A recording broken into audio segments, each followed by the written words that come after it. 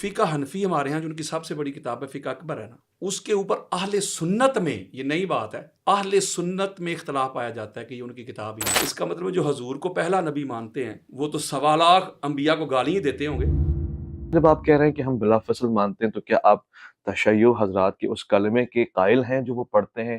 یعنی آپ وہی کلمہ پڑھیں گے؟ اگر اہل بیت کی محبت سے بندہ ہو جاتا ہے اویس بھائی شیعہ، تو پھر میرا چیلنج ہے مجھے دنیا میں کوئی ایک امام سنی دکھا دو۔ جو خاتمیت کا عنوان اور نبوت کا عنوان ہٹا کر جتنے کمالات مولا نبی میں ہیں وہ سارے کمالات مولا علی میں ہیں، تو اور خلافت کسے کہتے ہیں، اور جانشینی کسے کہتے ہیں، اور سفارت کسے کہتے ہیں، اور نمائندگی کسے کہتے ہیں؟ آج بھی جو مولا علی علیہ السلام کے سامنے کھڑے ہونے والوں کا حمایتی ہے وہ ناسبی ہے، کہ جو مولا علی علیہ السلام کو معذرت جٹانے کی آئے تھے تو امام شافعی نے تو حد نہیں کر دی، تو انہوں نے فتویٰ دے دیا یہ بھی شیعہ ہو گئے۔ اگر حضرت بھی 12 اماموں کے ویسے ہی ماننے والے ہیں، ایک طالب علم کی حیثیت سے پوچھ رہا ہوں، تو پھر فرق کس بات کا ہے؟ اگر لیڈر ایک ہے تو پھر فالوورز میں ڈویژن کیوں ہے؟ وہ یہ کہ اگر کچھ چیزیں کچھ لوگوں نے مان لی نا تو بہت ساری چیزوں سے ہاتھ اٹھانا پڑے گا، تو وہ چند چیزیں نہ مانو جس کی وجہ سے بہت ساری چیزوں سے ہاتھ اٹھانا پڑے گا۔ کوئی اہل سنت ہو، کوئی دیوبند ہو، کوئی اہل حدیث ہو، کوئی شیعہ ہو، کوئی پروفیسر ہو، کوئی ٹیچر ہو، کوئی معلم ہو، کوئی اسٹوڈنٹ ہو،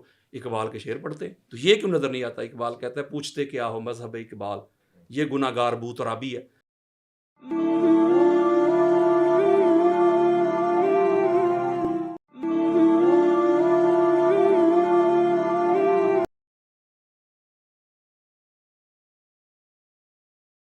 سلامتی ہے ان آنکھوں پہ جو ہدایت پہ نظریں جمائے بیٹھی ہیں، ان کانوں پہ جو ذکر خیر کے منتظر رہتے ہیں، اور ان قدموں پہ جو ہدایت کی راہ پہ گامزن ہے۔ السلام علیکم ورحمۃ اللہ وبرکاتہ۔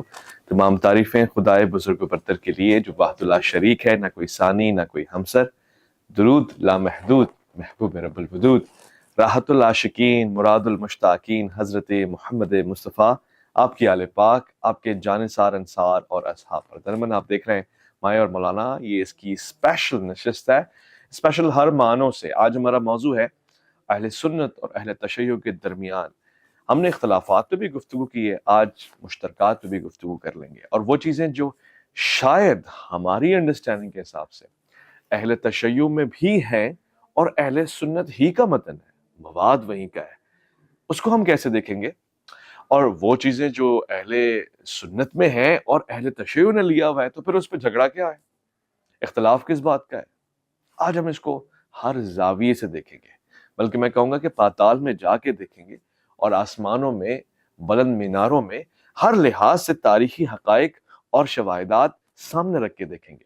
اس لیے کہ آج ہمارے پاس انتہائی قابل احترام مہمان حضرات ہیں جو بہت ہی بالدہ نگاہ رکھتے ہیں ان تمام معاملات کے اوپر، چاہے وہ تاریخ ہو، چاہے وہ حال کے معاملات ہوں، اور چاہے وہ مستقبل میں کسی کی آمد ہو۔ میں ان تینوں زاویوں میں سفر کرنے کے لیے جنہیں آج اس پروگرام میں پیشوا مقرر کر رہا ہوں، جو مہمان بھی ہیں اور گفتگو کا خاصہ بھی ان کے حوالے رہے گا، میں ان کا تعارف آپ کو کرواؤں۔ سب سے پہلے ہمارے پروگرام میں تشریف فرمائیں، مفکر ہیں، محقق ہیں، خطیب ہیں، اور جوش خطابت ہو یا جوش تحقیق، کتاب سے لے کر خطاب تک نمایاں نظر آتا ہے۔ خوش آمدید کرنا چاہتا ہوں علامہ یاسین قادری کو۔ السلام علیکم ورحمۃ اللہ۔ وعلیکم السلام۔ میں سب سے پہلے یہ سوال پوچھنا چاہتا ہوں علامہ شہنشاہ حسین نقوی صاحب سے۔ ہم ہمیشہ اختلافات کے اوپر بھی گفتگو کرتے ہیں اور بڑے وثوق سے کرتے ہیں، اور مجھے خوشی ہے کہ علماء کے درمیان ہی کرتے ہیں تاکہ علم کے موتی اور جواہرات ہمارے سامنے آئے، مگر آج اتفاق کے اوپر بھی گفتگو کرتے ہیں۔ کیا چیزیں ہیں جو اہل تشیع اور اہل سنت کے درمیان کامن ہے اور اس پہ کوئی بات ہی نہیں کرتا، یعنی بہت زیادہ کامن ہے اور محبت کا ایک ایلیمنٹ ہے؟ بسم اللہ الرحمن الرحیم۔ اہل سنت اور اہل تشیع کے درمیان جو مشترکہ نقطہ، عنوان، پیغام ہے وہ مولا علی کی ولایت ہے۔ یعنی ولایت مولا علی علیہ السلام ہم سب کو جوڑ سکتی ہے اور جوڑتی ہے۔ کوئی اختلاف نہیں ہے اہل سنت کے تمام افکار و انظار کے اندر کہ مولا علی ولی مطلق الہیہ ہے، اور شیعہ کے درمیان کوئی اختلاف نہیں ہے۔ جب ان میں آپس میں کوئی مسئلہ نہیں ہے اور اس نقطے پہ دونوں میں مسئلہ نہیں ہے، تو جو چیز ہمیں جوڑے گی توحید الہی کے بعد، ختم نبوت کے بعد جو چیز، کیونکہ اس پہ تو بحث ہی نہیں ہے، توحید پر کوئی بحث نہیں ہے، ختم نبوت پر کوئی بحث نہیں ہے، لیکن جس پہ جو چیز ہمیں جوڑ سکتی ہے وہ ہے افضلیت مولا علی، وہ ہے ولایت مولا علی. ہم دونوں اس پہ جڑ سکتے ہیں. خوبصورت. میں علامہ صاحب آپ سے بھی یہی پوچھوں، قبلہ نے فرمایا کہ یہ وہ چیزیں ہیں جو مشترکات میں ہیں، اس پہ جڑ سکتے ہیں، تو کیا آپ حضرت علی کی ولایت پہ جڑ سکتے ہیں اور افضلیت پہ جڑ سکتے ہیں؟ اہل سنت کی کتب سے ہمیں دیکھ کے بتائیں. نحمدہ ونصلی ونسلم علی رسولہ الکریم، اما بعد فاعوذ باللہ من الشیطان الرجیم، بسم اللہ الرحمن الرحیم. سب سے پہلے تو میں آپ کا شکریہ ادا کرتا ہوں کہ آپ نے مجھے عالم اسلام کی اتنی بڑی شخصیت کے سامنے بیٹھنے کا موقع دیا. تو ان کے سامنے گفتگو کرنا تو یہ تو سورج کو چراغ دکھانے کے مترادف ہے.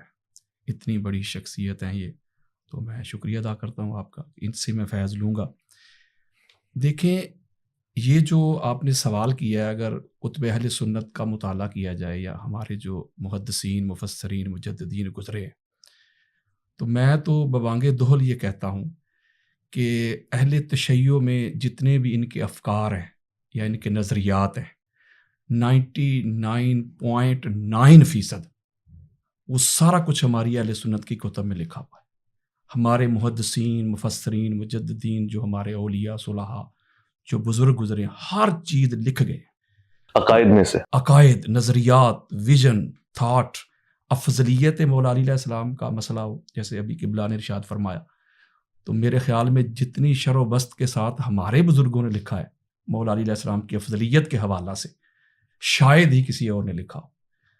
ولایت کی بات ہو تو 350 طرق ہیں. اس کے اوپر میری یہ کتاب بھی ہے، افضلیت صاحب الرایہ فی الحدیث الولایہ. اسی ایک حدیث ولایت کے اوپر میں نے 350 طرق بیان کی ہے، ایک ایک سند پہ گفتگو کی ہے. اور صحابہ کرام میں بھی اس کا اختلاف نہیں تھا. جب غدیر خم پہ یہ اعلان ہوا ہے تو سب سے پہلے آگے بڑھ کے حضرت ابوبکر اور حضرت عمر رضی اللہ تعالیٰ عنہما انہوں نے کہا ہے، بخ بخ لکا یا علی ابن ابی طالب، انت مولانا و مولا کل مسلم و مومن و مومنات. یہ من کنتم مولا کے ہو. ہاں جی، اے ابو طالب کے بیٹے، مبارک ہو کہ آپ ہمارے بھی مولا بن گئے، ہر مسلم کے، ہر مومن کے، ہر مومنہ کے مولا بن گئے. مجھے بتائیں تو یہ تو صحابہ کے درمیان بھی یہ کوئی اختلاف نہیں تھا، وہ ان کو مولا مانتے تھے. اب اگلی ایک بڑی خاص بات ہے، وہ یہ ہے کہ اگلا ایک جملہ ہے بڑا خاص، وصی رسول یا خلیفۃ بلا فصل. علامہ صاحب کی اجازت سے اگر جی بسم اللہ. یہ میں تھوڑی سی وضاحت کرنا چاہتا ہوں. آپ بلا فصل کے قائل ہوں گے نہیں؟ یہ ذرا وضاحت کریں. بالکل، میں اسی پہ آپ کو بات کرنا چاہتا ہوں. اہل سنت کی کتب سے ہمارے بدقسمتی یہ ہے کہ لوگوں نے سنیت سے دور کر دیا لوگوں کو، جو اہل بیت اطہار کے در کے منگتے تھے، جو اس در پہ جھکنا چاہتے تھے، جن کے قلوب میں، جن کے فواد میں اہل بیت اطہار کی محبت اور مودت، جن کا سینہ پھٹتا تھا ذکر حسین علیہ السلام سن کے. اس طرح ناسبیت اس مسلک میں گھس آئی ہے. انہوں نے سنیت کا لبادہ اوڑھ کے اس طرح حملے کیے ہیں کہ لوگوں کو سنیت سے دور کر دیا. میں تو سنیت کا مقدمہ لڑ رہا ہوں. یہ دیکھیں جو بلا فصل کا کیا مطلب ہوتا ہے، خلیفہ تو ہو بلا فصل، یعنی یہ ہو کا مرجع حضور ہے کہ مولا علی علیہ السلام جو ہیں حضور کے بغیر فاصلے کے خلیفہ ہیں. یعنی حضور علیہ السلام میں اور مولا علی علیہ السلام میں کوئی فاصلہ نہیں. تو ہمارے علماء نے وہ تقریریں ریکارڈ کروائی ہیں، کچھ زندہ ہیں، کچھ فوت ہو چکے ہیں. انہوں نے کہا تھا یہ جو شیعہ کہتے ہیں نا اذان میں خلیفہ تو ہو بلا فصل، تو یہ تو 3 خلفاء کو جو پہلے ہمارے گزرے ہیں ان کو گالیاں دیتے ہیں، معاذ اللہ، نقل کفر نہ باشد. کس وجہ سے؟ وہ کہتے تھے کہ پہلے تو حضرت ابوبکر ہے، پھر حضرت عمر ہے، پھر عثمان ہے، ایسا ہی ہے، پھر چوتھے نمبر پہ مولا علی ہیں، اور یہ کہتے ہیں کہ فاصلہ ہی نہیں ہے. اب میں اس پہ مختصر جواب آپ کو دیتا ہوں. ہماری اہل سنت کی کتب بھری پڑی ہیں، چاہے بیہقی کو پڑھ لے، الفاظ کے رد و بدل کے ساتھ بخاری سے لے کے طبرانی تک. یہ بڑی معروف روایت بھی اور واقعہ بھی آپ نے سنا ہوگا، جس کو دعوت ذوالعشیرہ کہا جاتا ہے. وہ 3 روز جو چلی ہے، تو جو آخری دن حضور علیہ السلام کا خطبہ ہے وہ کیا ہے؟ جب مولا علی علیہ السلام کھڑے ہو کے حضور علیہ السلام کی نبوت اور رسالت کی انہوں نے تصدیق کی، گواہی دی. اس کے بعد سارے مکہ کے سردار وڈیرے ادھر موجود ہیں، ابو لہب، ابو جہل، عتبہ، ولید، شیبہ، ابو سفیان اینڈ کمپنی، سارے ادھر بیٹھے ہوئے. تو حضور علیہ السلام نے فرمایا انا ھذا علی وصی و خلیفتی. یہ مستند روایات. میں وہی تو بتا رہا ہوں آپ کو کہ میں آپ کو 150 کتابیں دیتا ہوں. میرے آقا نے فرمایا یہ میرا بھائی علی میرا وصی بھی ہے اور میرا خلیفہ بھی ہے. یہ کب کہہ رہے ہیں؟ اس وقت فرما رہے ہیں حضور، نہ اس وقت حضرت ابوبکر صدیق کی خلافت تھی، نہ حضرت عمر بن خطاب کی خلافت تھی، نہ عثمان بن عفان کی خلافت تھی رضی اللہ عنہم. اس وقت تک تو ان تینوں نے بھی کلمہ بھی نہیں پڑھا تھا. جب حضور فرما رہے ہیں کہ علی میرا خلیفہ بھی ہے اور میرا وصی بھی ہے، اور امام دیلمی مسند الفردوس میں جو روایت لے کے آخری دیتا ہوں، پھر اگلا سوال لیں گے، وہ کیا روایت ہے؟ جس حدیث کا نمبر ہے 5066 5066، امام دیلمی مسند الفردوس، اہل سنت کے سر کا تاج.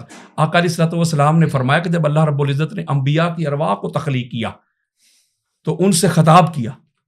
پہلا جملہ فرمایا آنا ربکم، میں تمہارا رب ہوں. یہ سوچیں کہ خطاب کن سے ہو رہا ہے؟ انبیاء سے. ھذا محمد نبیکم، یہ محمد تمہارا نبی ہے، نبیوں کا بھی نبی. اور تیسرا جملہ ھذا علی امیرکم و مولاکم، یہ علی تمہارا امیر بھی ہے اور تمہارا مولا بھی ہے. یہ کب کی بات ہے؟ یہ تب کی بات ہے جو میں کہا کرتا ہوں جب نہ تب تھا نہ کب تھا. اگر تو یہ گستاخی ہے، میں ایک سوال کرتا ہوں اویس بھائی آپ سے، آقا علیہ السلام سوالات راؤنڈ اباؤٹ کم و بیش انبیاء میں کون سا نمبر ہے حضور کا؟ آمد میں آخری نبی ہیں. آخری.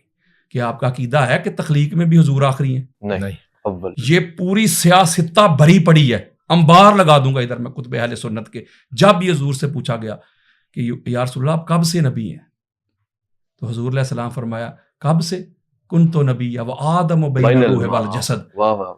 ابھی آدم علیہ السلام کی باڈی نہیں بنی تھی، روح نہیں بنی تھی، ان کی تخلیق کے لیے مٹی بھی نہیں گوندی گئی تھی، میں تب سے نبی تھا. تو اس کا مطلب جو حضور کو اقبال نے کہا نگاہ عشق و مستی میں وہی اول وہی آخر وہی قرآن وہی فرقان وہی یاسین وہی طٰہٰ، اس کا مطلب جو حضور کو پہلا نبی مانتے ہیں وہ تو 1.25 لاکھ انبیاء کو گالیاں دیتے ہوں گے. بھئی حضور علیہ السلام جو ظاہر میں تشریف لائے ہیں عیسیٰ علیہ السلام کے بعد ہیں، آپ کہہ رہے ہیں کہ پہلے، تو آپ تو 1.25 لاکھ انبیاء کے پھر گستاخ ہو کے ان کو گالیاں دینے والے ہوں گے. آپ کہیں گے ادھر صاحب نہیں ان کو کیوں گالیاں میں نے دینی ہے، وہ تو تخلیق میں پہلے ہیں، ظاہراً زمانے میں آنے میں آخری ہیں، تو گالیاں کہاں سے آ گئیں؟ تو یہی بات میں کہہ رہا ہوں. میں کہتا ہوں یہی ایک آخری بات، یہی فارمولہ آپ ادھر لے آئیں کہ یہ ظاہر جو خلافت ہے نا، ظاہری خلافت، یہ ظاہری خلافت میں مولا علی علیہ السلام چوتھے نمبر پہ آئے ہیں. جو حقیقی خلافت ہے، جو اصلی خلافت ہے، وہ حضور اور علی علیہ السلام کے درمیان کوئی مائی کا لال مجھے فاصلہ تو ثابت کر کے دکھائے، اور یہ سنیت بتا رہا ہوں.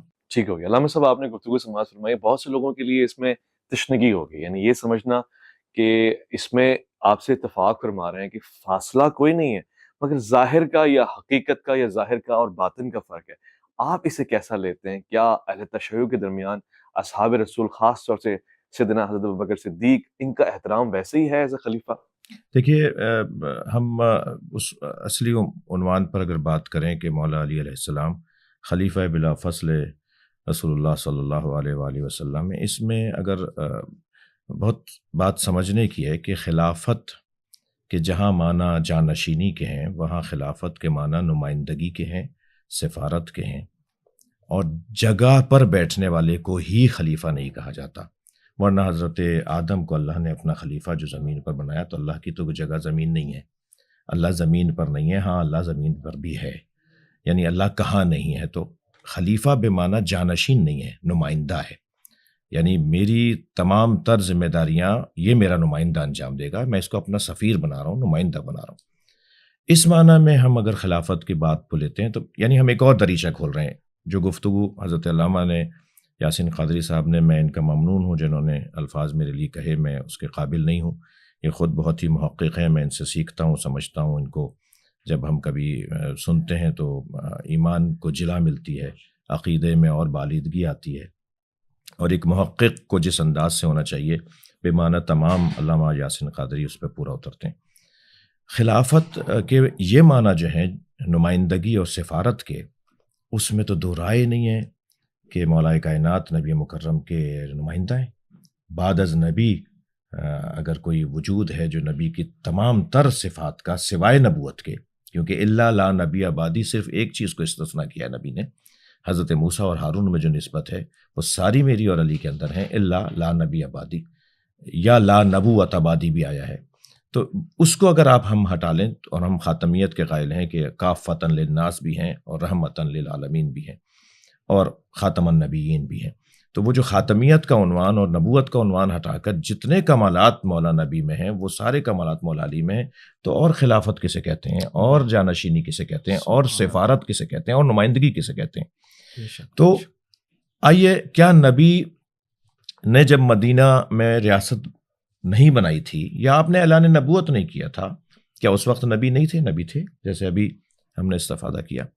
تو مولا علی نبی کے علم میں آپ کے نمائندے ہیں، آپ کی کرامتوں میں نمائندے ہیں، آپ کی سخاوتوں میں نمائندے ہیں، آپ کی شجاعت میں نمائندے ہیں، آپ کے علم میں نمائندے ہیں، آپ کی عصمت میں نمائندے ہیں۔ اس میں تو کوئی دو رائے نہیں ہے۔ آپ 3 شخصیات جو مولا علی سے خلافت اور حکومت کے ادوار کے اندر شخصیات گزری، آپ وہی نہیں، آپ پوری امت میں، پوری کائنات میں اٹھا کے دیکھ لیجئے کہ بعد از نبی اگر کوئی بڑا وجود ہے تو مولا علی کا وجود ہے۔ تو اس معنی میں جب ہم بات کر رہے ہوتے ہیں، اور ہم اسی معنی میں بات کر رہے ہوتے ہیں، اور خلافت بے معنی حقیقی میں بات کر رہے ہوتے ہیں کہ کرسی نہیں ملی تو کیا مطلب ہے کہ خلیفہ نہیں ہوگا، وہ نبی کے جانشین نہیں ہوگا۔ کرسی ملے گی تو یعنی کرسی کی بنیاد پر، اچھا پھر جس انداز سے کیا 6 مہینے تک مولا کائنات نے، جو سب کہتے ہیں، ہم تو اس سے زیادہ بات کرتے ہیں، بالا بات کرتے ہیں کہ نہیں 6 مہینے نہیں، آخر تک نہیں ہوا بیعت کا سلسلہ، لیکن چلیں آپ 6 مہینے نہیں، آپ 2 دن تاخیر میں، نیک کام تھا، اچھا کام تھا، صحیح کام تھا، کرنے کا کام تھا، تو 6 مہینے کیوں تاخیر ہو گئی؟ اور پھر جس انداز سے حضرت نے اپنے گھر خلیفہ اول کو بلایا اور پھر شکوہ کا اظہار کیا کہ کیا کیا ہے، یہ سارے رویے بتا رہے ہیں کہ مولا علی علیہ السلام ہر اعتبار سے نبی، کیونکہ دیکھیے اعلیٰ کو، افضل کو، اشرف کو، عرفا کو، یعنی یہ کہہ لیجئے کہ آپ اولا کو اگر غیر اولا کی اطاعت کرنی ہے تو یہ خلاف عقل ہے، خلاف منطق ہے، خلاف قرآن و حدیث ہے۔ یعنی جو زیادہ جاننے والا ہو وہ کم جاننے والے کی اطاعت میں آ جائے تو یہ خلاف قرآن و خلاف عقل و خلاف حدیث ہے، طے شدہ ہے۔ یعنی بڑا ڈبل پی ایچ ڈی ہے، وہ ایک پی ایچ ڈی کی اطاعت نہیں کرے گا، ٹھیک ہے؟ ہم یہاں تک دل رکھنے کو آ جاتے ہیں، جبکہ ہم اس سے ہٹ کر بھی ویسے کرتے ہیں، لیکن ہم دل رکھنے کو یہاں تک بھی بات کر لیتے ہیں کہ جو زیادہ بڑا ہے اس کو اطاعت نہیں کرنی اپنے سے کم علم میں اور مقام میں، تو قاعدہ یہ ہے کہ اس کو اطاعت کرنی، اور ایسا کیا۔ یعنی اگر ہم اس موضوع پہ چلے جائیں کہ خلفائے ثلاثہ اصحاب رسول اللہ صلی اللہ علیہ وسلم رضوان اللہ تعالیٰ علیہم، ائمہ اہل سنت یا اکابرین اہل سنت، یہ جب مولا علی کے فضائل کے باب میں آتے ہیں تو بہت روشن ہے ان کا۔ وہ یہ کہاں سے بات آ گئی ہے جو اس وقت کی جا رہی ہے کہ یہ خلیفۃ بلا فصل کہتے ہیں تو جی یہ تبرہ کر رہے ہوتے ہیں، یہ مثال ان کے خلاف توہین کر رہے ہوتے ہیں۔ یہ آپ نے سوچ لیا، ہماری کوئی ایسی نیت نہیں ہوتی۔ ہم مقامات علمی، مقامات عرفانی، مقامات معنوی، مقامات روحانی کی بنیاد پر ہم مولا کائنات کی اولویت کے قائل ہیں۔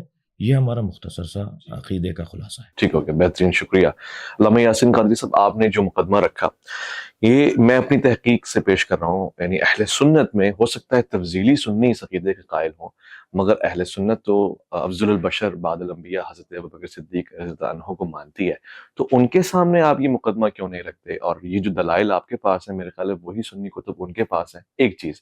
دوسرا، جب آپ کہہ رہے ہیں کہ ہم بلا فصل مانتے ہیں تو کیا آپ تشیع حضرات کے اس کلمے کے قائل ہیں جو وہ پڑھتے ہیں؟ یعنی آپ وہی کلمہ پڑھیں گے؟ پہلی تو بات یہ ہے کہ جو آپ نے اہل سنت کے حوالے سے کہا کہ اس میں بعد از انبیاء افضل البشر حضرت ابوبکر صدیق ہے، تو اس میں اجماع نہیں ہے، یہ صحابہ میں بھی اجماع نہیں ہے اور امت میں بھی نہیں ہے۔ اکثر کہتے ہیں لوگ جی امت میں اجماع ہے، اور صحابہ میں بھی اجماع نہیں تھا، صحابہ کے اندر بھی یہ ظنی مسئلہ تھا۔ میں کتب اہل سنت کی بات کر رہا ہوں، یعنی جو مکتب تشیع ہے اس کی بات نہیں کر رہا، ان کے کیا افضلیت کے منابع ہیں یا وہ اس کو کس پوائنٹ آف ویو سے لیتے ہیں۔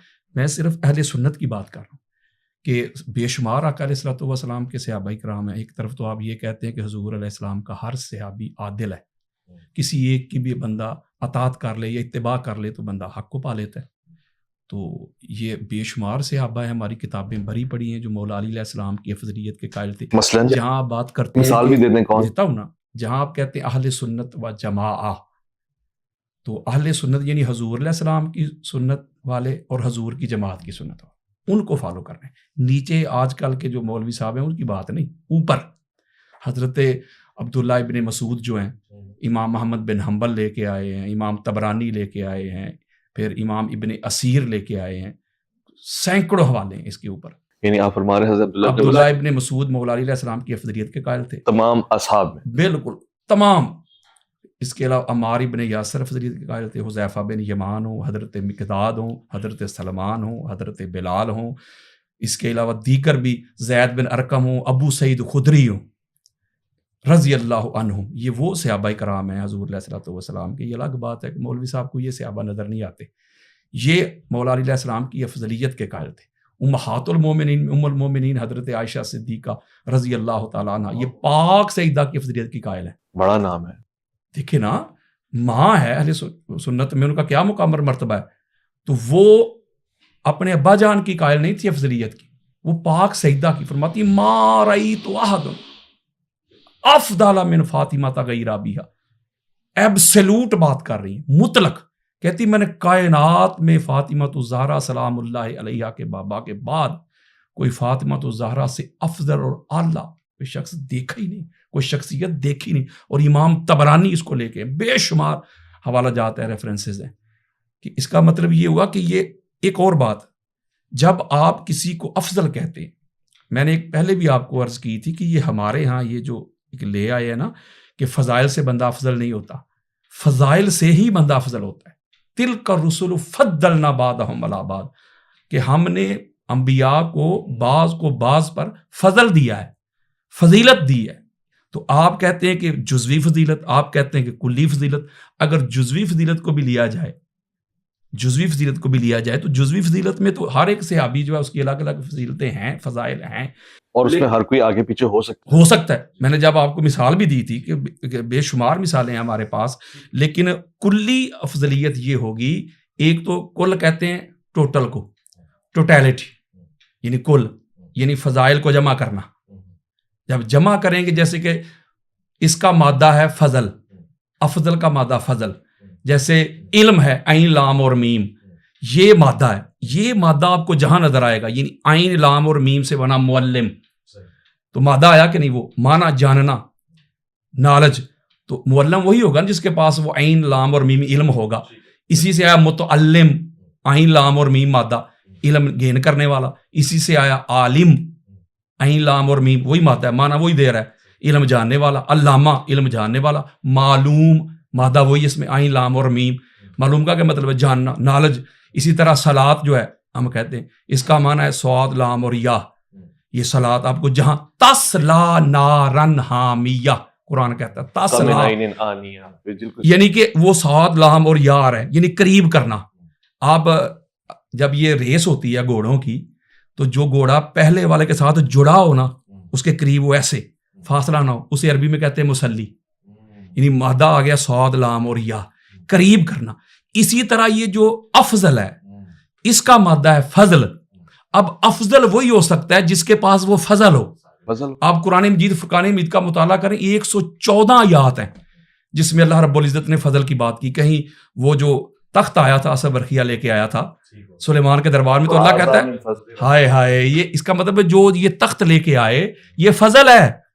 کہیں اللہ کہتا ہے کہ تم غریب تھے, غربا تھے, کھانے کے لیے کچھ نہیں تھا, میں نے تمہیں کھانا دیا, یہ میرا فضل ہے. کہیں اللہ کہتا ہے تم کمزور تھے کفار کے مقابلے میں نے تمہیں فتح دی, طاقت دی, میرا فضل ہے. تو اس کا مطلب ہے جب فضائل کو جمع کریں گے, وہ سب سے زیادہ جس کے پاس وہ فضائل آ جائیں گے وہ بنے گا افضل. میں 200 احادیث اسی وقت پڑھ سکتا ہوں کہ پوری دنیا کا کوئی شخص ایسا نہیں ہے جو بعد از نبی جس کے پاس اتنے فضائل ہوں جو مولا علی علیہ السلام کے پاس فضائل. اہل سنت عقائد. ہاں, امام احمد بن حنبل کا یہ عقیدہ, امام بہقی کا یہ عقیدہ, امام نسائی کا یہ عقیدہ, بلکہ اس کے اوپر اجماع ہے. اور فضائل کے باب میں ضعیف روایت بھی لی جائے گی. اتنی بڑی علمی شخصیت بیٹھی ہوئی, اس میں شیعہ سنی میں بھی اختلاف نہیں ہے کہ فضائل کے باب میں ضعیف حدیث بھی قابل قبول ہے جس میں کوئی شرک یا اس طرح توحید پہ حملہ نہ ہو اس کو قبول کیا جائے گا. تو اس کا مطلب جب سب سے زیادہ فضائل مولا علی علیہ السلام کے پاس ہیں تو افضل بھی تو وہی ہوگا نا. پہلا مومن دیکھنا ہو علی, پہلا نمازی دیکھنا ہو علی, مجاہد دیکھنا ہو علی, سخی دیکھنا ہو علی, زاہد دیکھنا ہو علی, عابد دیکھنا ہو علی, متقی دیکھنا ہو علی. میں فضائل نہیں پڑھنے لگا, پریشان نہ ہو, وہ ٹائم نہیں مجھے پتہ ہے, لیکن میں یہ کہہ رہا ہوں کہ جب سب سے زیادہ فضائل مولا علی علیہ السلام کے پاس ہے تو افضل ہی وہ ہوگا جس کے پاس فضائل ہوں گے. جب آپ کسی کے فضائل نہیں پڑھیں گے, کوئی دنیا کا علامہ میرے سامنے لے آئیں, میں نے اس کو فضائل نہیں پڑھنے دینے, مجھے ثابت کر کے دے کہ کس طرح ابوبکر صدیق افضل ہیں. فضائل نہیں میں نے پڑھنے دینے, وہ جب بھی پڑھیں گے فضائل پڑھیں گے, اور فضائل پڑھ کے کہیں گے بھائی یہ تو کیسے ہو سکتا ہے. تو کلی فضیلت بھی یہی ہے کہ جس کے پاس سب سے زیادہ. دوسرا کہتے ہیں نہیں کلی فضیلت وہ ہوتی ہے, آخری بات, کلی فضیلت وہ ہوتی ہے ایسی منفرد کسی کے پاس فضیلت ہو جو پورے صحابہ کی جماعت میں کسی کے پاس نہ ہو. چلو اس طرف آ جاؤ, اگر اس کو بھی آپ کہتے ہیں تو یہ بھی مانتے ہیں. تو غدیر کے موقع پہ جو اعلان کیا تھا حضور علیہ السلام نے, تو سارے صحابہ حضور اور مولا علی علیہ السلام کے قدموں کے نیچے کھڑے نہیں تھے, اتنا بلند ممبر تھا. تو یہ فضیلت ہے کسی کے پاس کہ پوری کائنات کے اوپر فرمایا من کنتو, جس کا میں مولا اس کا علی مولا. یہ سب سے زیادہ نہیں. پھر پہلے مومن علی, پہلے نمازی علی, میں روایتیں نہیں پڑھ رہا, وقت بچا رہا ہوں. تو یہ کلی افضلیت نہیں ہے. پھر حضور علیہ السلام کا حسب اور نسب مولا علی علیہ السلام کے پاس ہے. پھر حضور علیہ السلام جس نور سے بنے علی اس نور سے بنے. پھر حضور علیہ السلام نے کہا کہ علی میری روح ہے, علی میرا گوشت ہے, علی میرا جان ہے, اور یہ قرآن نے بھی کہہ دیا. یعنی اتنی فضیلتیں جو مولا علی علیہ السلام کو ملی ہیں, مجھے بتائیں اگر اس سے بندہ افضل نہیں ہوتا تو پھر افضل کیسے ہوتا؟ میں آپ کی اللہ صاحب شاید کہتے ہیں کہ حکومت بہت بڑی فضیلت ہے, وہ کیونکہ نہیں تھی اس وجہ سے, حاکم کی حیثیت سے, یہ بھی تو فضیلت ہے. اب دیکھیں نا ہمارے امام نصفی فرماتے ہیں کہ کسی کا بادشاہ بن جانا, کسی کا خلیفہ بن جانا, یہ ہرگز یہ دلیل نہیں ہے کہ اس کا بادشاہ بننا تمام رعایا کے اوپر اس کی افضلیت ہے. بلکہ جو حضرت ابوبکر صدیق نے پہلا خطبہ ہی دیا جو بخاری میں موجود ہے, وہ پہلا جملہ ہی کہہ رہے ہیں لوگوں میں تم سے افضل نہیں ہوں. پہلا جملہ یہ کہہ رہے ہیں. اور اگلی بات ہے کہ یہ جو طالوت بادشاہ تھا اس کی حکومت کے اندر رہے حضرت داؤد علیہ السلام, اس کے انڈر اس کے کام کرتے تھے, اس کی پرابلمز کو سالو کرتے تھے. داؤد علیہ السلام صاحب زبور رسول, تو کدھر گیا فتویٰ اب؟ اور کہو کہ وہی وہ طالوت جو تھا داؤد علیہ السلام سے افضل تھا, کوئی بادشاہ وہ تھا. تو لہٰذا جو یہاں تک لکھا گیا ہماری کتابوں میں, اب میں کیا آپ کو بتاؤں کیسے حالات ہیں, یہ کیسا دستور زبان بندی ہے تیری دنیا میں. یہاں تو حق کہنے کو ترستی ہے زبان میری. بات یہ ہے کہ افضلیت کے جو منابع ہوتے ہیں, افضلیت کی جو شرائط ہیں, جو واجبات ہیں, جو اس کی کنڈیشنز ہیں, اس میں حکومت کا کوئی لینا دینا نہیں ہے. ٹھیک ہے. علامہ صاحب آپ نے علامہ یاسین قادری صاحب کی گفتگو سماعت فرمائی, کم و بیش یہی وہی عقائد رکھ رہے ہیں جو آپ رکھ رہے ہیں, یعنی افضلیت کے حوالے سے انہوں نے روشن بیان دے دیا. تو پھر آپ شیعہ کیوں ہیں؟ آپ سنی ہو جائیں. سنی عقائد تو کم و بیش ویسے ہی ہیں. ہم سب سنی شیعہ ہیں, سنی شیعہ, شیعہ سنی, یہ فقہی اعتبار سے تو جچتی ہے بات. علم کلام میں عقائد کے باب میں سنی شیعہ میں کوئی فرق نہیں ہے. نہیں ہے کتابوں میں, نہیں ہے اہل حق کے نزدیک, نہیں ہے کتمان حق نہ کرنے والوں کے نزدیک. جن کے ہاں حق روشن ہے ان کے نزدیک سنی شیعہ میں کوئی فرق نہیں ہے. سنی شیعہ کا فرق فقہی اعتبار سے ہے. فقہا کے فتاویٰ پہ, جیسے شیعوں میں کئی فقہا کے فتاویٰ پہ عمل ہوتا ہے, اہل سنت کے یہاں کئی فقہا کے فتاویٰ پہ عمل ہوتا ہے. تو کیونکہ اجتہادی ابحاث جو ہیں ان کے اندر اختیار ہے ایک مقلد کو اور ایک غیر محقق کو کہ وہ کیونکہ خود استنباط نہیں کر سکتا قرآن و حدیث سے, اپنے وظائف شرعی کو, اپنی ذمہ داری شرعی ذمہ داریوں کو وہ اخذ نہیں کر سکتا. اس کے پاس وقت نہیں ہے, اس کے پاس مہارت نہیں ہے, اس کی مبانی نہیں ہے اس کے پاس, اس کی بنیادیں علمی طور پہ مضبوط نہیں ہیں قرآن کو سمجھنے کے لیے, حدیث کو سمجھنے کے لیے. لہٰذا اسے محتاج ہے وہ کہ وہ فقیہ سے رجوع کرے, ایک مفتی سے رجوع کرے. تو سنی شیعہ کا جو فرق ہے وہ جچتا ہے کہ فقہی اعتبار سے فرق دکھائی دے کہ یہ امام مالک کے فتوے پہ عمل کرتے ہیں, یہ امام حنبل کے فتوے پہ عمل کرتے ہیں, یہ مثال آیت اللہ خوئی کے فتوے پہ عمل کرتے ہیں, یا آیت اللہ سیستانی کے فتوے پہ عمل کرتے ہیں.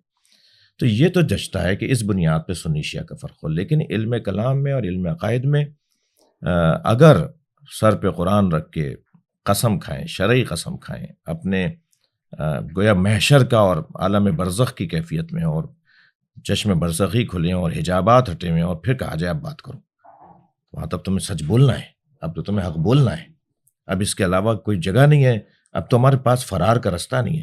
اگر ہم مرنے سے پہلے مر جائیں تو ہم اس دنیا میں حق بولنا شروع ہو جائیں گے، لیکن کیونکہ ہم نے اس دنیا میں مفادات سے اپنا تعلق جوڑا ہوا ہے، ہماری بہت ساری چیزیں، میرے بہت ہی محترم تھے جنید جمشید، اللہ ان کی مغفرت فرمائے، طیار حادثے میں وہ جاں بحق ہوئے، مجھ سے ایک ٹی وی پروگرام میں وقفے کے درمیان فرمانے لگے کہ آپ ناراض تو نہیں ہوں گے، ایک سوال آپ سے کروں؟ میں نے کہا نہیں، آپ ضرور کریں۔ کہنے لگے میرے بعض دوست کہتے ہیں شیعوں میں حافظ قرآن نہیں ہوتے، تو مجھے بات سمجھ میں نہیں آتی، لیکن میں نے یہ سوچا تھا کسی شیعہ عالم سے ہی پوچھوں گا۔ تو میں نے کہا جی آپ کی محبت اور مہربانی کہ مجھے سے پوچھ لیا، میری تو اپنی بچی حافظ قرآن ہے، میری اہلیہ حافظ قرآن ہے، اور جب چاہیں آپ، جب کہیں میں فون پہ بات کروا دوں، ملاقات میں، آپ کی بچی ہے، آپ کی بھتیجی ہے، آپ اس سے قرآن کی آیات پوچھیے گا۔ تو میں نے کہا مگر میں کہہ لیں، اس پہ انہوں نے خوشی کا اظہار کیا، مگر میں نے کہا مسئلہ کچھ اور ہے۔ مسئلہ کچھ یوں ہے کہ قرآن کا اگر کثرت کے ساتھ پڑھا جانا مادیت سے جوڑ دیا جائے تو شاید ہمارے ہاں بھی ہر دوسرا مولوی حافظ قرآن ہوگا، کیونکہ ہمارے یہاں تراویحیں نہیں ہیں، کیونکہ ہمارے یہاں نیاز نظر قرآن کے پڑھنے کے ساتھ جڑی ہوئی نہیں ہے، تو حافظان قرآن ضرورت کے مطابق بنتے ہیں پھر، کہ ہر مدرسے میں ایک دو حافظ قرآن ہو بس کافی ہے۔ اور جو ہے وہ پورے ملک میں اگر فرض کیجئے جی 6 کروڑ شیعہ رہتے ہیں تو اس میں مثلا 1 لاکھ حافظ قرآن کافی ہے، لیکن ہر عالم اور ہر جو ہے وہ حافظ قرآن بھی اس میں اپنا وہ وقت وہ لگانے کے ساتھ اگر فقہی کتابوں میں لگائے تو ہمارے یہاں کیونکہ جب ہم مادیت سے اپنے آپ کو جوڑ دیتے ہیں، ہمارے پیٹ اور ہماری جیب اور ہماری مادی ضرورتیں ہمارے دین سے جڑ جاتی ہیں، تو پھر چھپایا جائے گا، حق نہیں بولا جائے گا، سچ نہیں بولا جائے گا، کہیں یہ نہ ہو جائے، کہیں وہ نہ ہو جائے، مجھے مسجد سے نہ نکال دیا جائے، مجھے مدرسے سے بے دخل نہ، اور ایسا ہوا ہے۔ یہ کم خدمت نہیں ہے ان لوگوں کی جنہوں نے اس مصیبت کو برداشت کیا اور حق نہیں چھپایا اور حق بولا۔ تو بہرحال یہ آیا ہونا ہے۔ میں ایک بات کہتا ہوں کہ سب کو آنا ہے اہل بیت کی طرف، اللہ میرٹ پر، اللہ قابلیت پر، فطری طور پر سب کو لے کر آئے گا، اور فطرتاً انسان قابل کو پسند کرتا ہے، وہ چاہے سب کے سامنے نہ کرے کہ بھئی میں نہیں کر سکتا تھا، چھپ کے کہے گا، ہمارے ساتھ ہوتا ہے۔ آج تو ہم جو ہے وہ علم کلام اور عقائد کے اعتبار سے اتفاق کے ذہن کے ساتھ بیٹھے ہوئے ہیں، فقہی بحث ہماری ہو نہیں رہی، جو ہم ہاتھ کھولنے اور ہاتھ باندھنے پہ بحث کریں یا سجدگاہ رکھنے یا نہ رکھنے پہ، یقیناً یہ اس کے رد میں دلائل دیں گے، میں اس کے حق میں دلائل دوں گا۔ تو عقائد کے باب میں ایسا ہوتا ہے، بعض اوقات ٹی وی چینلز پہ یا ملاقاتوں میں ہم سے اختلاف کیا جاتا ہے، اور جیسے ہی وقفہ آتا ہے اور جیسے ہی گاڑی میں ایک دوسرے کو چھوڑنے جا رہے ہوتے ہیں، کہتے ہیں جی میں آپ سے متفق ہوں، مگر میں کیا کروں کہ میں یہ کہہ دیتا تو میرے لیے مشکل ہو جاتی۔ تو مسائل ہیں۔ اچھا، ہمیں بھی زیادہ توقع نہیں رکھنی چاہیے، ہر شخص کا ایک ظرف ہے، ایک حد ہے، ایک حد تک وہ جا سکتا ہے۔ کم لوگ ہوتے ہیں جو بڑی مصیبتوں کو برداشت کر لیتے ہیں اور حق نہیں چھپاتے اور حق بولتے ہیں۔ ٹھیک ہو گیا۔ علامہ یاسین قادری صاحب، یہی سوال ہو بہو انہی معنوں میں آپ سے پوچھنا چاہتا ہوں۔ اگر یہ تمام اتفاق آپ کے ہیں جس کا آپ نے اظہار بھی فرمایا، تو پھر کیا چیز مانے ہے، کیا چیز روکتی ہے آپ کو کہ آپ مکمل طور سے اس مسلک کے نمائندہ ہو جائیں تاکہ یہ مسلک کی فرق بھی ختم ہو جائے؟ دیکھیں، جو قبلہ نے ارشاد فرمایا بالکل درست فرمایا کہ یہ جو اختلاف ہے نا، ایک حسن ہے، یہ ہے فقہی اختلاف۔ عقائد اور نظریات کے حوالہ سے میں سمجھتا ہوں مجھ سے بڑا شیعہ کوئی نہیں، میں مولا علی علیہ السلام کا شیعہ ہوں، مجھ سے بڑا کوئی سنی نہیں، یعنی کہ اور کیا آپ چاہیں گے؟ اسکول آف تھاٹ کے حوالہ سے میں آپ کو بتاتا ہوں، میں نے بات کرتے کرتے رک گیا تھا، حالات جو وہ تھے۔ یہ جو فقہ حنفی ہے ہمارے پاس، میں جو جملہ کہہ رہا ہوں اسی کا ذمہ دار ہوں، یعنی ہمارے ہاں چونکہ وہ امام جعفر صادق علیہ السلام کے شاگرد ہے، امام باقر علیہ السلام سے بھی انہوں نے کچھ دیر جو ہے نا علم حاصل کیا ہے، تو فقہ حنفی ہمارے ہاں جو ان کی سب سے بڑی کتاب ہے فقہ اکبر ہے نا، اس کے اوپر اہل سنت میں، یہ نئی بات ہے، اہل سنت میں اختلاف پایا جاتا ہے کہ یہ ان کی کتاب ہی نہیں، فقہ اکبر کے حوالے سے؟ ہاں کہ یہ سارا کچھ ان کے شاگردوں نے کیا ہے، چونکہ وہ تو امام جعفر صادق علیہ السلام کے شاگرد ہے، تو یہ کیسے ہو سکتا ہے کہ استاد کے بالمقابل آ جائیں۔ آپ کا بڑا معروف جملہ ہے، آپ فرماتے ہیں لو لم سنتان ہلاک نمان، 2 سال جو میں نے حضور کے شہزادوں کی نوکری کی ہے، اگر وہ مجھے میسر نہ ہوتے تو ابو حنیفہ ہی ہلاک ہو گیا ہوتا۔ دوسرے دیکھیں امام شافعی کا دیکھ لیں آپ، یہ اہل سنت کی بات کر رہا ہوں میں۔ اختلاف ایک حسن ہے فقی کے طور پہ حوالے سے دیکھیں آپ، عقائد کے حوالے سے امام شافعی سے بڑا کون ہے عاشق؟ فرماتے یا اہل بیت رسول اللہ حبکم فرض من اللہ فی القرآن انزلہ کفاکم من عظیم القدر انکم من لم یصلی علیکم لا صلاۃ علیہ۔ امام شافعی لکھتے ہیں کہ اے حضور کی اہل بیت، اللہ نے آپ کی مودت کو قرآن میں فرض کر دیا ہے، کمپلسری کر دیا، واجب کر دیا، آپ کی عظمت کے لیے اتنا ہی کافی ہے۔ اگر کوئی نماز پڑھے، آپ پر درود نہ پڑھے، اللہ نماز اس کے منہ پہ مارتا ہے۔ تو اس وقت بھی مفت سے مفتی تھے، اس وقت بھی ناسبی تھے۔ یہ ناسبی کی ڈیفینیشن پتہ کیا ہے؟ یہ نون اور صاد ہے، سین نہیں، نسب نہیں۔ ناسبی اس کا مطلب ہوتا ہے کھڑا ہونا۔ یہ وہ کھڑا ہوئے تھے جو مولا علی علیہ السلام کے سامنے کھڑے ہو گئے تھے۔ جو مولا علی علیہ السلام جو خلیفہ راشد کے سامنے کھڑے ہو گئے تھے اسے کہتے ہیں ناسبی۔ تو آج بھی جو مولا علی علیہ جملہ ہے اویس بھائی، آج بھی جو مولا علی علیہ السلام کے سامنے کھڑے ہونے والوں کا حمایتی ہے وہ ناسبی ہے۔ کہ جو مولا علی علیہ السلام کو معادلہ جٹانے کی آئے تھے، تو امام شافعی نے تو حد نہیں کر دی، تو انہوں نے فتویٰ دے دیا یہ بھی شیعہ ہو گئے۔ تو آپ نے پھر لکھا ان کان رفدن حب اہل بیت محمد فلیشہد ثقلان انی رافض۔ اگر علی علیہ السلام کی اور اہل بیت کی محبت مودت یہ رفض ہے تو پھر دونوں جہاں سن لیں، جن و انس۔ کسی ماں نے شافعی سے بڑا رافضی پیدا ہی نہیں کیا۔ امام مالک کو کوڑے لگائے گئے۔ امام احمد بن حنبل جو تھے وہ افضلیت مولا علی علیہ السلام کے قائل تھے۔ وہ کہتے تھے علی علیہ السلام کو کسی سے قیاس ہی نہیں کیا جا سکتا، صحابہ کا اپنا مقام اور مرتبہ اور سٹیٹس ہے۔ یہ چونکہ حضور علیہ السلام کے شہزادے ہیں، اہل بیت ہیں، حضور کا نفس ہے، ان کو کیوں کمپیئر کرتے ہو؟ پھر یہ داتا گنج بخش علی حجویری، یہ سنیے ہے نا، ان کا عقیدہ ہے، وہ کہتے ہیں کہ دنیا میں ولی وہ بنتا ہے جس کی ولایت کی اپلیکیشن پہ مہر مولا علی کی لگتی ہے۔ شہنشاہ اجمیر نے کیا لکھا؟ شاست حسین دی است حسین، پیچھے کیا رہ گیا؟ میں یہ بات کر رہا ہوں، انہوں نے تو اتنی بڑی بات کر دی، بڑی خاص بات دینے لگا ہوں۔ وہ کہتے ہیں سارے کا سارا دین ہی حسین ہے، دین کی بنیاد فاؤنڈیشن ہی حسین ہے، دین کو پناہ دینے والے حسین ہیں۔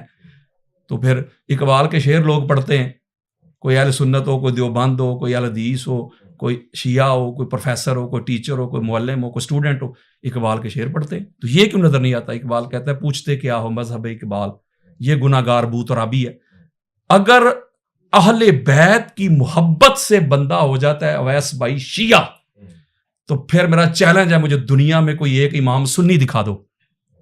اگر کوئی امام بنا اس گھر سے بنا، کوئی صوفی بنا اس گھر سے، کوئی فقیہ بنا اس گھر سے، کسی کو علم ملا اس گھر سے، حلم ملا اس گھر سے، اخلاق ملے اس گھر سے، کردار ملا اس گھر سے، گفتار ملی اس گھر سے، صداقت ملی اس گھر سے، عدالت ملی اس گھر سے، امانت ملی اس گھر سے، دیانت ملی اس گھر سے، فصاحت ملی اس گھر سے، بلاغت ملی اس گھر سے، اطاعت ملی اس گھر سے، نفاست ملی اس گھر سے، طہارت ملی اس گھر سے، یکزا ملی اس گھر سے، بیداری ملی اس گھر سے، شعور ملے اس گھر سے، دستور ملے اس گھر سے، قانون ملے اس گھر سے، فنون ملے اس گھر سے، نماز ملی اس گھر سے، روزہ ملا اس گھر سے، حج ملے اس گھر سے، عمرے ملے اس گھر سے، دین ملا اس گھر سے، قرآن ملا اس گھر سے، اذان ملی اس گھر سے، اور ایمان بھی ملا تو اس گھر سے۔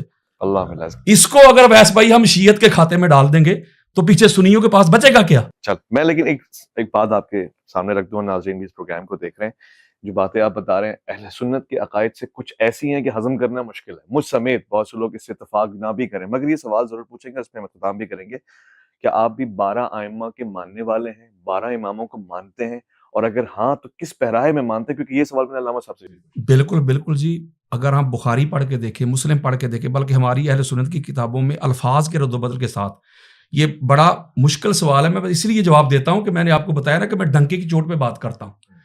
12 خلیفہ کا، خلفاء کا حضور علیہ السلام نے ذکر کیا، لا یزال ھذا الدین قائما، حضور فرمایا یہ دین اس وقت تک قائم رہے گا، اس پر زوال نہیں آئے گا، حتی یکون علیکم السنہ عشرہ خلیفتن کلہم من قریش وفی روایت کلہم من بنی ہاشم۔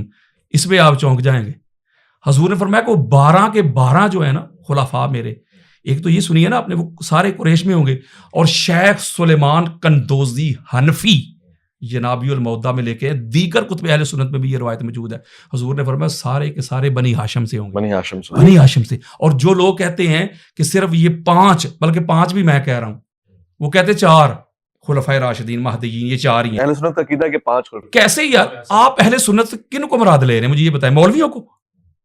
میں مراد لے رہا ہوں قرآن، حدیث، صحابہ۔ بھائی ان سے اختلاف کرنا وہ ہمارے اکابر ہیں، کیا ان سے اختلاف کرنا بندہ سنی سے نکل جاتا ہے؟ آپ سب کانٹیننٹ سے باہر نکلیں نا، مغرب میں جائیں، مصر میں جائیں، ایران میں جائیں، عراق میں جائیں، عرب میں جائیں، وہ تو ان کو جانتے بھی نہیں ہوں گے، تو بے شمار اہل سنت ہیں. تو کیا مطلب وہ سن ہی نہیں رہے جو اعلیٰ حضرت کو نہیں مانتا؟ بھائی میں اوپر جا رہا ہوں، آپ مجھے نیچے کھینچ کے لا رہے ہیں. بس آخری بات ہے، بڑی خاص ہے. اس کا مطلب اگر تو خلفائے راشدین مہدیین وہی ہیں 4، 5ویں کو بھی نہیں مانتے، بلکہ کئی جگہوں پہ کہتے ہیں 5ویں حضرت معاویہ بن ابی سفیان ہے، امام حسن علیہ السلام کو اسکپ کر جاتے ہیں. اگر یہی ان کی ترتیب افضلیت ہے، پھر مولا حسن بادشاہ سرکار کو 5واں نمبر کیوں نہیں دیتے سنی؟ دیتے ہیں نہیں نہ دیتے. مجھے میرے سامنے رکھے، وہ تو کہتے ہیں نہیں خلفائے راشدین، پھر اشرا مبشرہ، اوپر بدر والے، بیعت رضوان والے، تو وہ کدھر گئے؟ پاک سیدہ فاطمہ بطول زہرا سلام اللہ علیہ وہ کدھر گئیں؟ بات یہ ہے کہ میں آپ کو سنیت بتا رہا ہوں، قرآن و حدیث والی، تاجدار کائنات والی، لہٰذا اور یہ ایک تسلسل ہے کہ وہ سارے کے سارے بنی ہاشم سے ہوں گے. اب یہ فیصلہ، بس آخری بات، یہ فیصلہ کون کرے گا جی؟ اور حضور فرما رہے ہیں کہ 12 ہوں گے. تو اگر آپ 30 سالوں کو مان لیں، امام حسن علیہ السلام کے 6 ماہ کاؤنٹ کریں، 30 سال جو کہتے ہیں کہ حضور نے فرمایا کہ بس 30 سال تک رہے گی، خلافت راشدہ منہج پہ، تو وہ 12 کیوں حضور فرما رہے ہیں؟ وہ 12 کدھر گئے؟ پھر وہ خلافت راشدہ نہیں ہوگی، وہ کیا ہے پھر؟ وہ 12 کی مجھے جو اس کا پیریڈ ہے اس کو مجھے پورا کر کے تو آپ عمر بن عبدالعزیز کو درمیان میں لاتے، ان کا زمانہ کدھر گیا؟ وہ خلیفہ راشد تھے. تو یہ فیصلہ کون کرے گا؟ اور ہماری کتابوں میں وہ لوگ بھی آئے ہوئے ہیں جو خلافت کے اہل ہی نہیں تھے. تو یہ فیصلہ کون کرے گا؟ اس کا ایک آخری بات، اس کا فیصلہ یہ ہے کہ ان میں تسلسل ہونا ضروری ہے. وہ سارے کے سارے بنی ہاشم ہونے ضروری ہیں، پہلے سے لے کے آخری تک ایک ہونا ضروری ہے. آپ ان 12 کے ماننے والے میں اور خلیفہ کے، اور آخری بات، خلیفہ کے لیے حکومت ضروری نہیں.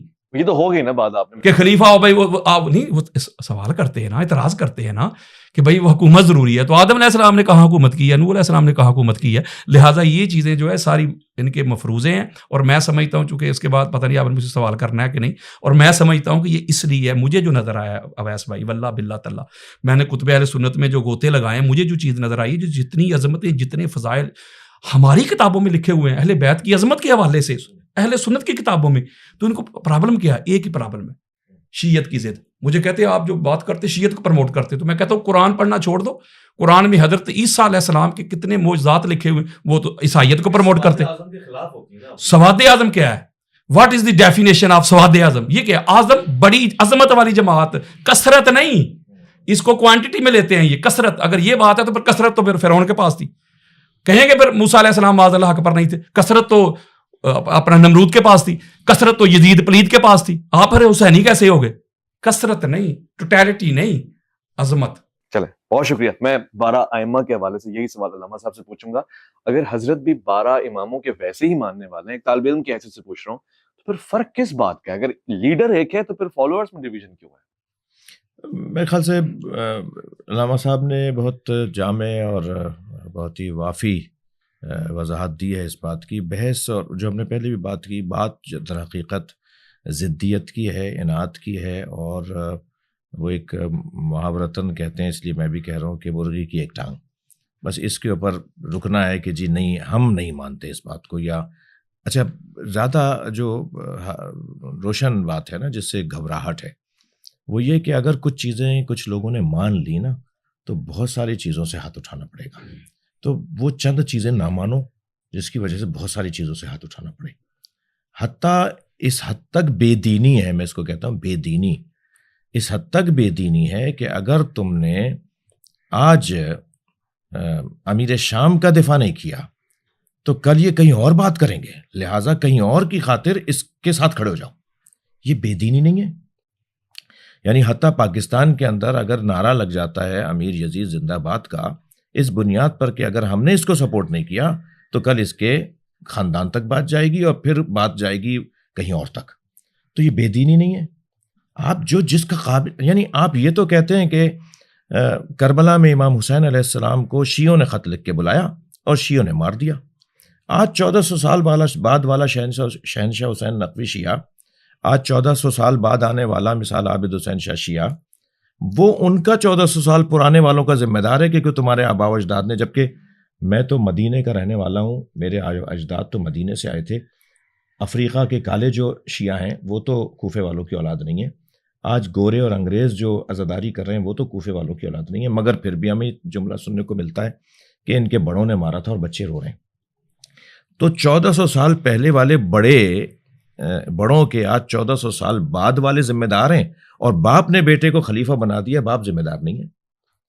نہیں، ان کو کچھ نہیں کہیں، اس لیے کہ وہ ذمہ دار نہیں ہے، وہ یزید کا کام تھا، وہ کسی اور کے اوپر نہیں رہا. بھائی یعنی باپ بنا کے جا رہا ہے، وہ ذمہ دار نہیں ہے، اور 1400 سال پہلے والوں نے اگر کچھ کیا تو آج ہم اس کے ذمہ دار.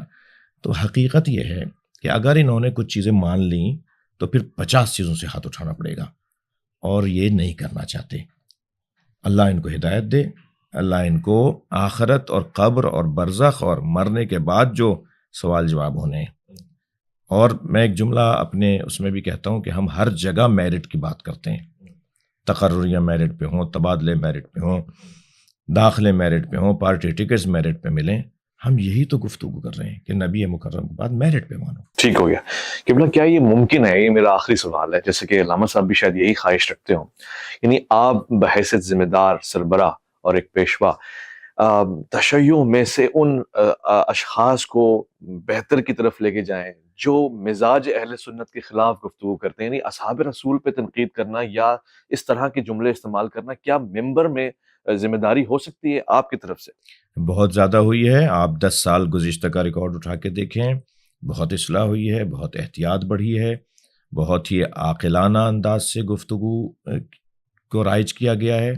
اس میں بہت سے لوگوں کی خدمات ہوں گی. میں فقیر بھی ان کارکنوں میں سے ایک ہوں جو اس مزاج کو بنانے کی کوشش کرتا آیا ہوں، اور نتیجے لیے ہم نے اپنے خطاب کرنے والے مقررین، خطبہ، واعظین کو متوجہ کیا اس بات کی طرف کہ اگر آپ کو اپنا عقیدہ بیان کرنا ہے، آپ کو اپنا نظریہ بیان کرنا ہے تو معقول انداز سے کریں.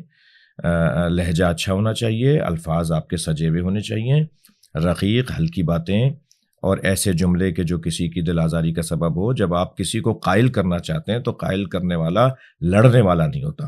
جو لڑائی میں بات کرتا ہے اس کا مقصد قائل کرنا نہیں ہوتا، اس کا مقصد محض آرائی ہوتا ہے. تو جو سخت جملوں سے بات کرتا ہے وہ محض آرائی کی طرف ماحول لے کے جاتا ہے. جو پیار محبت سے بات کرتا ہے وہ قائل کرنے کی نیت رکھتا ہے.